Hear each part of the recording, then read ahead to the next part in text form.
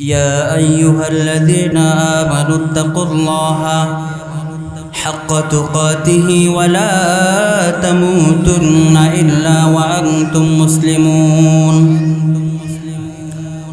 আল্লাহ তাআলা বলেন, ও দুনিয়ার ঈমানদারেরা, তোমরা তোমাদের রবকে যথাযথভাবে ভয় করো, ভয় করার মতো করে ভয় করো, এবং মুসলমান না হয়ে তুমি মৃত্যুবরণ করিও না। আল্লাহ পাক রব্বুল আলামিন বলেন, মুসলমান না হয়ে মৃত্যুবরণ করিও না।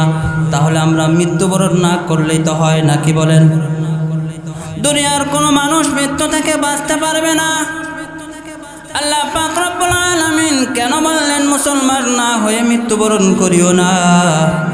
আল্লাহ তাআলা সতর্ক করে দিলেন, সাবধান সাবধান, মুসলমান না হয়ে যদি তুমি মৃত্যুবরণ করো তাহলে কিন্তু খুব ভয়াবহ পরিস্থিতি সৃষ্টি হয়ে যাবে। এজন্য অবশ্যই অবশ্যই তুমি মুসলমান হয়ে মৃত্যুবরণ করবা। মুসলমান হওয়ার জন্যে সবচেয়ে বেশি যে জরুরি প্রয়োজনীয় জিনিস সেটা হলো আল্লাহর ভয় অন্তরের মধ্যে ঢুকানো। আল্লাহর ভয় কোনো মানুষের অন্তরের মধ্যে যদি ঢুকে যায়, সে কখনো অন্যায় করতে পারে না, সে কখনো নামাজ ছাড়তে পারে না, সে কখনো অন্যের হক নষ্ট করতে পারে না, সে কখনো নেশা করতে পারে না। আল্লাহর ভয় কোনো মানুষের অন্তরের মধ্যে যদি ঢুকে যায়, সে একটা ছোট সগীরা গুনাহ পর্যন্ত করতে পারে না। এই জন্য আমরা সাহাবায়ে কেরামের দিকে যদি তাকাই, সাহাবায়ে কেরামের মধ্যে আল্লাহর ভয় ছিল। আল্লাহর ভয় থাকার কারণে সাহাবায়ে কেরামের জীবনটা কিভাবে চলেছিল একটা ঘটনা আপনাদের সামনে তুলে ধরি। আল্লাহর রাসূল সাল্লাল্লাহু আলাইহি ওয়াসাল্লাম যখন দুনিয়ার জমিন থেকে চলে গেলেন, খলিফা হলো হযরত আবু বকর সিদ্দিক রাদিয়াল্লাহু তাআলা আনহু। আবু বকর সিদ্দিক রাদিয়াল্লাহু তাআলা আনহু যখন তিনি রাষ্ট্র পরিচালনা শুরু করলেন, রাষ্ট্রের মধ্যে যত গরিব মানুষগুলি আছে তাদের লিস্ট করলেন, যত অভাবী মানুষ আছে তাদের লিস্ট করলেন, যত বিধবা মানুষ আছে তাদের লিস্ট করলেন। গরিব বিধবা মানুষদের লিস্ট করে আবু বকর সিদ্দিক রাদিয়াল্লাহু তাআলা আনহু এক একজন বিধবা, এক একজন অসহায় মানুষের পাশে একজন করে খাদেম বসায়া দিলেন। সেই খাদেম গিয়ে তার জন্য বাজার করবে, তার জন্য খেদমত করবে, কোনো কাজ করার প্রয়োজন হলে কাজ করে দিবে। আবু বকর সিদ্দিক রাদিয়াল্লাহু তাআলা আনহু লিস্ট করে দিলেন।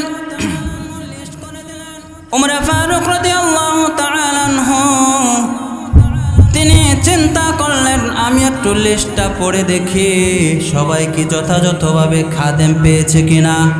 তিনি খুঁজতে খুঁজতে গিয়ে দেখেন একজন বিধবা মহিলা, তার খেদমতের জন্য কোনো খাদেম লেখা নাই। ওমর ফারুক রাদিয়াল্লাহু তাআলা আনহু পরের দিন চলে গেলেন তার খেদমত করার জন্যে। সকালবেলা গিয়ে যখন মহিলার বাড়িতে নক করলেন, ভিতর থেকে বৃদ্ধা মহিলা আওয়াজ করলো, কে বাবা তুমি? বলে, আমি আপনার খাদেম হয়ে খেদমত করার জন্য এসেছি। মহিলা ভিতর থেকে আওয়াজ দিয়া বলেন, না না না, আমার খেদমতের প্রয়োজন নাই, আমার খেদমত করে একজন চলে গেছে। পরের দিন ওমর ফারুক রাদিয়াল্লাহু তাআলা আনহু আবার আসলেন। আজকে আমি দেখব কোন ব্যক্তিটার নাম না লেখায়া গোপনে গোপনে আল্লাহর সঙ্গে প্রেম করে। পরের দিন ফজরের পরে চলে গেলেন, মহিলার দরজায় নক করলেন। মহিলা বললেন, না না, আজকে আমার খেদমত করে চলে গেছে। ওমর ফারুক রাদিয়াল্লাহু তাআলা আনহু বললেন, এবার আমি তাকে দেখেই ছাড়ব কোন ব্যক্তিটা গোপনে গোপনে আল্লাহর সঙ্গে প্রেম করে। ওমর ফারুক রাদিয়াল্লাহু তাআলা আনহু ফজরের আগে তাহাজ্জুদের সময় চলে গেলেন। সে গিয়ে দাঁড়িয়ে আছেন, আজকে দেখব কোন ব্যক্তিটা গোপনে গোপনে আল্লাহর সঙ্গে প্রেম করে। হঠাৎ করে দেখলেন একজন ব্যক্তি চাদর মোড়া দিয়ে চুপি চুপি গিয়ে মহিলার জন্য বাজার করে আনলো, মহিলার থালা বাসনগুলি ধুয়ে দিল, মহিলার কাজগুলি করে দিল। এবার কাজগুলি করে এবার চাদরটাকে আবার মোড়া দিয়ে চুপ করে আস্তে আস্তে চলে যাইতেছে। তার চেহারাটা কাউকে দেখাইলেন না, বুঝতে দিলেন না। উমরে ফারুক রাদিয়াল্লাহু তাআলা আনহু পিছন থেকে ডাক দিলেন, কে ভাই তুমি? একটু তাকাও, তোমার চেহারা খোলো। কিন্তু না না, চেহারা খুলে না। যখন তার চেহারা খুলে না, উমরে ফারুক রাদিয়াল্লাহু তাআলা আনহু যাইতে যাইতে তার কাছে চলে গেল। পিছন থেকে টান মেরে যখন চাদরটাকে তার চেহারা থেকে সরাইয়া দিল, উমরে ফারুক রাদিয়াল্লাহু তাআলা আনহু লক্ষ্য করে দেখলেন, এ তো দুনিয়ার কোনো সাধারণ মানুষ না, এটা তো সাধারণ কোনো খাদেম না, ইনি হলো আল্লাহর রাসূল সাল্লাল্লাহু আলাইহি ওয়াসাল্লামের হিজরতের সাথী আবু বকর সিদ্দিক রাদিয়াল্লাহু তাআলা আনহু। বলেন সুবহানাল্লাহ। উমরে ফারুক রাদিয়াল্লাহু তাআলা আনহু বললেন, ও আবু বকর, আপনি গোপনে গোপনে আল্লাহর সঙ্গে প্রেম করেন, জীবনে কখনো নেক কাজে আপনার আগে যাইতে পারলাম না। আবু বকর সিদ্দিক রাদিয়াল্লাহু তাআলা আনহু দান করলেন, হযরত উমরেও দান করলেন। হযরত উমর চিন্তা করলেন, আজকে তো আবু বকরের ঘরের মধ্যে কোনো জিনিস নাই, আমার তো আজকে অনেক সম্পদ আছে। আবু বকর সিদ্দিক রাদিয়াল্লাহু তাআলা আনহু আজকে বিজয় হতে পারবে না, আমি উমর অর্ধেক সম্পদ দিয়ে তার চাইতে আগে চলে যাব। হযরত উমর দান করলেন, উসমান দান করলেন। তাদের দানের কারণে মসজিদের নববী অর্ধেক ভরে গেল। আবু বকর সিদ্দিক রাদিয়াল্লাহু তাআলা আনহু ঘরের মধ্যে গেলেন, খুঁজতে খুঁজতে অল্প কিছু গম, একটা সুই, এগুলি নিয়ে যখন ছোট একটা পোটলা নিয়ে আবু বকর সিদ্দিক রাদিয়াল্লাহু তাআলা আনহু আল্লাহর রাসূলের সামনে এনে ঢেলে দিলেন। আল্লাহর রাসূল বললেন, ও উমর, তুমি কতটুকু এনেছো, কতটুকু রেখেছ? উমর বলেন, অর্ধেক রেখেছি, অর্ধেক দিয়েছি। উসমান বলেন, অর্ধেক রেখেছি, অর্ধেক দিয়েছি। আবু বকর সিদ্দিক রাদিয়াল্লাহু তাআলা আনহু বলেন, ঘরের মধ্যে যতটুকু ছিল সবটুকুই নিয়ে এসেছি, আল্লাহ এবং তার রাসূলের বরকত রেখে এসেছি। বলেন সুবহানাল্লাহ। উমর বললেন, আগে যাইতে পারলাম না। আবু বকর সিদ্দিক রাদিয়াল্লাহু তাআলা আনহু এমন একজন সাহাবী, আল্লাহর রাসূল সাল্লাল্লাহু আলাইহি ওয়াসাল্লাম একদিন রাত্রিবেলায় হযরত আয়েশার উরুর উপর মাথা রেখে আল্লাহর রাসূল সাল্লাল্লাহু আলাইহি ওয়াসাল্লাম শুয়ে আছেন, আর আয়েশা আসমানের দিকে তাকায়া তাকায়া তারকাগুলি গুনতেছিলেন। আল্লাহর রাসূল সাল্লাল্লাহু আলাইহি ওয়াসাল্লামকে হঠাৎ করে আয়েশা বললেন, ইয়া রাসূলুল্লাহ, ইয়া হাবিবাল্লাহ, আসমানের মধ্যে আজকে অনেক তারকা উঠেছে। ইয়া রাসূলুল্লাহ, ইয়া হাবিবাল্লাহ, আসমানের মধ্যে যেই পরিমাণ তারকা, এই পরিমাণ নেক আপনার কোনো সাহাবীর আমলনামার মধ্যে আছে নাকি? আল্লাহর রাসূল বলেন, আছে। বলে, সেই সাহাবীর নাম কি? আল্লাহর রাসূল বলেন, সেই সাহাবীর নাম হলো হযরত উমর। হযরত আয়েশার মন খারাপ হয়ে গেছে। আল্লাহর রাসূল বললেন, ও আয়েশা, তোমার মন খারাপ হয়ে গেছে, আমি বুঝতে পেরেছি। তুমি চিন্তা করেছিলা তোমার বাবার নাম আমি বলবো। ও আয়েশা, আসমানের মধ্যে যে পরিমাণ তারকা আছে আর চাইতে বেশি নেক হলো হযরত উমরের। কিন্তু উমরের যেই পরিমাণ নেক, তোমার বাবা আবু বকরের যেই পরিমাণ নেক, হিজরতের রাত্রে এক রাত্রির যেই পরিমাণ নেক আছে, আর উমরের সারা জিন্দেগির নেক এক পাল্লায় রাখলেও তোমার বাবার সেই হিজরতের এক রাত্রির নেক আমলের ওজন বেশি হয়ে যাবে। বলেন সুবহানাল্লাহ। আল্লাহর রাসূল সাল্লাল্লাহু আলাইহি ওয়াসাল্লাম হিজরত করার জন্য যখন রওনা হয়ে গেলেন, আবু বকর সিদ্দিক রাদিয়াল্লাহু তাআলা আনহু সব সময় জেগে থাকেন, কখন জানি আল্লাহর রসুল দরজার মধ্যে নক করেন। আল্লাহর রসুল দরজায় গিয়ে নক করলেন রাত্রিবেলা, সঙ্গে সঙ্গে আবু বকর দরজা খুলে দিল। আল্লাহর রসুল বলেন, ও আবু বকর, তুমি কি ঘুমাও নাই? আবু বকর সিদ্দিক রাদিয়াল্লাহু তাআলা আনহু বলেন, ইয়া রাসূলুল্লাহ, ইয়া হাবিবাল্লাহ, আপনি যেই দিন বলেছিলেন আমাকে নিয়ে কোনো একদিন হিজরত করে চলে যাবেন, এরপর থেকে আমি কখনো বিছানায় পিঠ লাগাই না, বালিশের মধ্যে মাথা লাগাই না, কারণ আপনি রসুল এসে দরজার সামনে দাঁড়ায়া দাঁড়ায়া ডাকবেন আর আমি আবু বকর শুয়ে থাকবো, এতটুকু সাহস আমি আবু বকরের নাই। ইয়া রাসূলুল্লাহ, ইয়া হাবিবাল্লাহ, শুধু আমি ঘুমাই না তা না, আমার মেয়ে আসমা কোনোদিন ঘুমায় না। আপনি হিজরত করার জন্য আসবেন, আমাকে সঙ্গে নিয়ে যাবেন, এই জন্য আমার মেয়ে আসমা প্রতিদিন আপনার জন্য খাবার তৈরি করে বসে থাকে। ইয়া রাসূলুল্লাহ, ইয়া হাবিবাল্লাহ, এতটুকুই নয়, হিজরত করার জন্য আপনার জন্য আমি একটা ঘোড়া কিনেছি। এই ঘোড়াটাও রাত্রিবেলা ঘুমায় না, দাঁড়ায়া দাঁড়ায়া কান্না করে। বলেন সুবহানাল্লাহ। আবু বকর সিদ্দিক রাদিয়াল্লাহু তাআলা আনহুকে নিয়ে রওনা হয়ে গেলেন।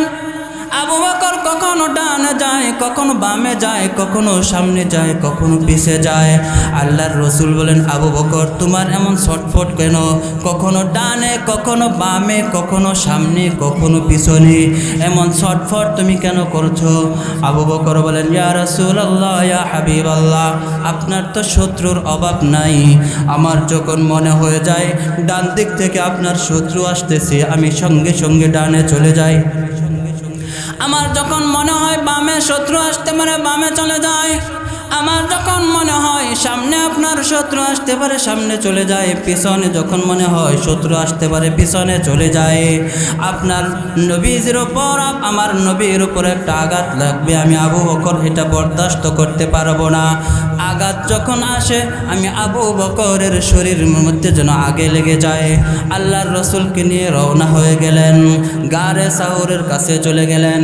আল্লাহর রসুল বলেন, ও আবু বকর, আল্লাহর থেকে ফয়সালা হয়েছে, এই গারে সাউরে আমাদেরকে অবস্থান করতে হবে। আবু বকর বলেন, ইয়া রাসূলুল্লাহ, ইয়া হাবিবাল্লাহ, এত উঁচা একটা পাহাড় আপনি উঠবেন, আপনার কষ্ট হবে। হাজী সাহেব যারা গিয়েছে তারা দেখেছে কত উঁচা পাহাড়। আবু বকর বলেন, ইয়া রাসূলুল্লাহ, ইয়া হাবিবাল্লাহ, আপনি এই গাড়ে শহর নিজের পা দিয়ে হেঁটে হেঁটে উঠবেন, অনেক কষ্ট হবে। আমি আবু বকর বেঁচে থাকতে এটা আমি বরদাস্ত করতে পারবো না। ইয়া রাসূলুল্লাহ, ইয়া হাবিবাল্লাহ, আপনি আমার কাঁধের মধ্যে উঠেন, আমি আবু বকর আপনাকে পাহাড়ের উপরে নিয়ে যাই। বলেন সুবহানাল্লাহ। আল্লাহর রাসূলকে নিয়ে গেলেন। আবু বকরের শরীর ক্লান্ত, হযরত মুহাম্মদুর রাসূলুল্লাহ সাল্লাল্লাহু আলাইহি ওয়াসাল্লামের শরীরও ক্লান্ত। আবু বকর সিদ্দিক বললেন, ইয়া রাসূলুল্লাহ, ইয়া হাবিবাল্লাহ, আপনি একটু বাহিরে বসেন, আমি ভিতরে একটু পরিষ্কার করে আসি। ভিতরে তিনি পরিষ্কার করলেন, নিজের চাদর ছিঁড়ে ছিঁড়ে, নিজের পাগড়ি ছিঁড়ে ছিঁড়ে, অনেকগুলি গর্ত ছিল, গর্তগুলি বন্ধ করলেন। আবু বকর চিন্তা করলেন, যদি একটা গর্ত খোলা থাকে আর সেখান দিয়ে যদি সাপ এসে আমার রসুলকে দংশন করে, এটা আমি আবু বকর বরদাস্ত করতে পারবো না। সবগুলি গর্ত বন্ধ করে একটা গর্ত আর বন্ধ করতে পারলেন না, কাপড় শেষ হয়ে গেল। আবু বকর সিদ্দিক রাদিয়াল্লাহু তাআলা আনহু পায়ের আঙ্গুল দিয়ে চাপ দিয়ে ধরে রাখলেন আর আল্লাহর রসুলকে বললেন, ইয়া রাসূলুল্লাহ, ইয়া হাবিবাল্লাহ, ভিতরে এখন রেডি হয়ে গেছে, আপনি আসতে পারেন। আল্লাহর রসুল ভিতরে ঢুকলেন, আবু বকরের উরুর মধ্যে মাথা রেখে ঘুমিয়ে পড়লেন। হযরত আবু বকর সিদ্দিক রাদিয়াল্লাহু তাআলা আনহু দেখলেন কিছুক্ষণ পরেই ভিতর থেকে একটা সাপ তার পায়ের মধ্যে বারবার দংশন করছে, কিন্তু আবু বকর তার পা সেখান থেকে লড়ায় না। হঠাৎ করে বিষের যন্ত্রণায় চোখ থেকে এক ফোঁটা পানি যখন আল্লাহর রসুলের চেহারার মধ্যে পড়ে গেল, সঙ্গে সঙ্গে আল্লাহর রসুলের ঘুম ভেঙে গেল। আল্লাহর রসুল বলেন, কি হয়েছে? আবু বকর বলেন, ইয়া রাসূলুল্লাহ, ইয়া হাবিবাল্লাহ, মনে হয় সাপ আমার পায়ের মধ্যে দংশন করেছে। আবু বকর সিদ্দিক রাদিয়াল্লাহু তাআলা আনহু এত বেশি আল্লাহর রসুলকে ভালোবাসতেন। আল্লাহর রসুল বলেন, হিজরতের এক রাত্রির আমল উমরের সারা জিন্দেগীর আমল। হযরত আবু বকর সিদ্দিক রাদিয়াল্লাহু তাআলা আনহুর মর্যাদা কি পরিমাণ ছিল।